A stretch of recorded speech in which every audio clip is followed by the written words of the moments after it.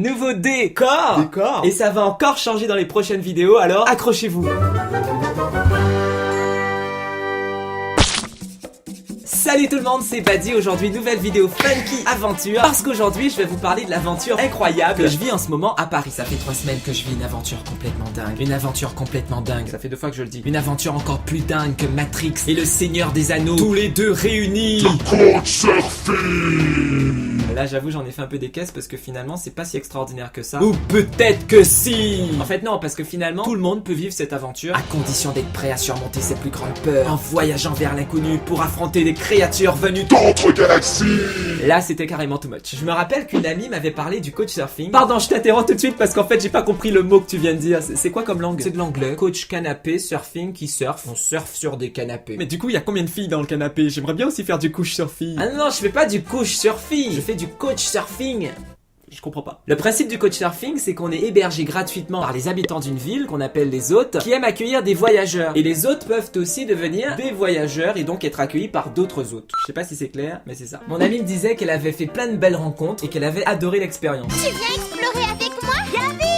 Je me suis dit pourquoi pas. La première étape de mon aventure, ça a été de m'inscrire sur un site qui s'appelle coachsurfing.com et qui met en relation les hôtes, ceux qui accueillent, et les voyageurs, ceux qui sont hébergés. J'ai ensuite passé une annonce sur le site. Bonjour, je serai sur Paris dans 3 jours pour le mariage d'un ami et je recherche un endroit où dormir. J'ai reçu la réponse d'un hôte qui a accepté de m'héberger pendant 1 semaine et quand on s'est rencontrés, ça s'est passé comme ça.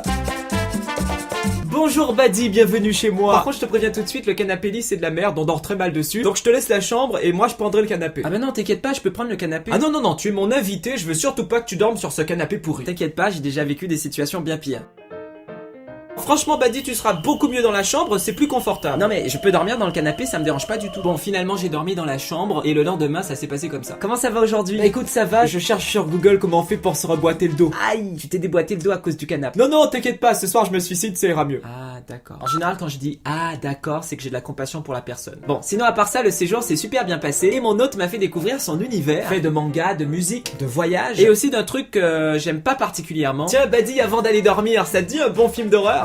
Avant d'aller dormir? Bah ouais, c'est marrant, un truc bien flippant, bien dégueulasse. Y'a quoi d'autre comme choix sinon? J'ai L'Exorciste, La colline à des yeux, Le Cercle, c'est avec la meuf qui sort du puits, les grands classiques quoi. Bah sinon à part les films d'horreur, t'as quoi d'autre? Bah sinon j'ai Mary Poppins. Mais j'adore ce film. Enfin je l'ai pas vu encore mais... Donc finalement on a regardé Mary Poppins. Bien. C'est supercalifragilisticexpialidocious. Et à ma grande surprise, j'ai bien aimé Supercalifragilisticexpialidocious. Ok, j'arrête. La deuxième semaine à Paris, j'ai été accueilli par un deuxième hôte et ça s'est passé comme ça.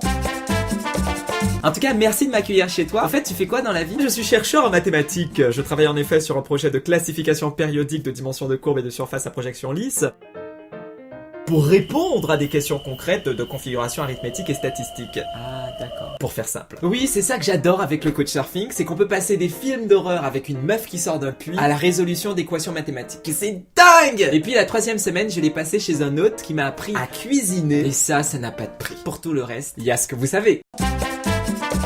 Alors Baddy, je vais te montrer la meilleure recette du monde. C'est la recette de ma grand-mère. Oui, c'est moi qui l'ai inventée. C'est super simple. Tu prends une casserole, tu mets de l'eau, tu fais bouillir, un sac de pâtes, et puis c'est prêt en moins de 10 minutes. Et on peut même rajouter du fromage râpé. C'est dingue. Faire du couchsurfing, ça a été pour moi une aventure magique.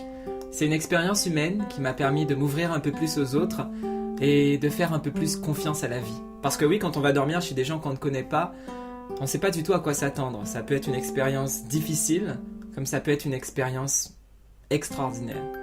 Et je tiens à dire merci à tous ceux qui m'ont accueilli chez eux parce que, grâce à vous, ça a été une expérience extraordinaire. Après ces 3 semaines de couchsurfing, je me suis ensuite rendu dans une auberge de jeunesse. Et là, c'est une autre aventure qui commence, faite de rencontres, de trahisons et de rebondissements. Mais tout ça, ça sera dans la prochaine vidéo. Je vous envoie plein d'énergie positive. Par contre, Baddy, faut toujours mettre l'eau avant d'ajouter les pâtes. Parce que si tu mets les pâtes avant d'ajouter l'eau, ça risque pas de marcher. C'est ce qu'on appelle communément en mathématiques le théorème de la symbiose algébrique d'une variable grand Y. Et puis des pâtes sans sauce tomate, c'est comme un téléphone sans internet. Ah, d'accord. Et je vous dis à très bientôt en vidéo.